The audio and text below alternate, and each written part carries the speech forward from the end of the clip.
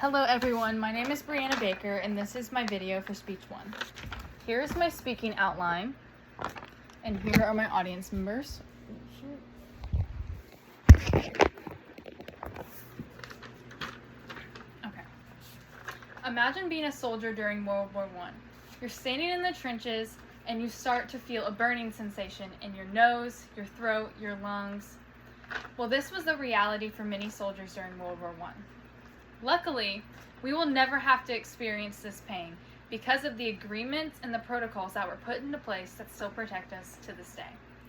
Now, I have done extensive research reading many newspaper articles, books, and websites on the Geneva Protocol of 1925 and the impacts it has had on our history. The Geneva Protocol of 1925 has had many immediate and long-lasting effects while also shaping the future of humanitarian law.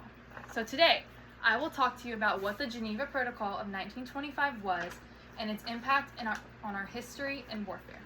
So to start, let's dive into what the Geneva Protocol of 1925 actually was. In a book titled Biological and Chemical Warfare by Markovitz H. in 2010, he explains how the Geneva Protocol was established in response to the horror seen during World War I. On October 2nd in 1924, nations came together to draft the Geneva Protocol. Later, on June 17th in 1925, the Geneva Protocol was officially signed, and the following February it was put into place.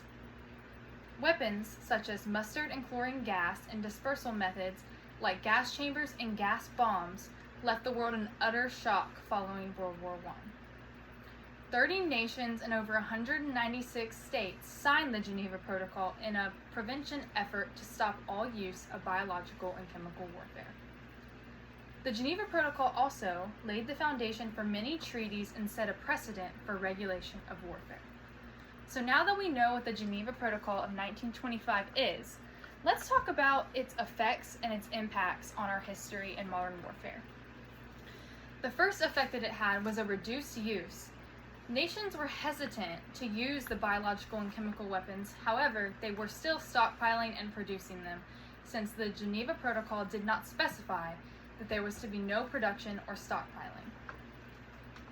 In a source by editors S&A in 2023 titled Evolution of War, they explain how the Geneva Protocol took the first step to limiting the use of weapons that were too inhumane. Now, they explain the question that started this whole thinking and how it came about, which is it humane enough to drop a bomb on an ammunitions plant when there's a school right next door, knowing that you would be endangering all of the children that go to that school? Back to the first book written by Markovitz H. in 2010, he explains how the Geneva Protocol laid the groundwork for more in-depth, stronger treaties, such as the Biological Weapons Convention of 1972 and the Chemical Weapons Convention of 1993.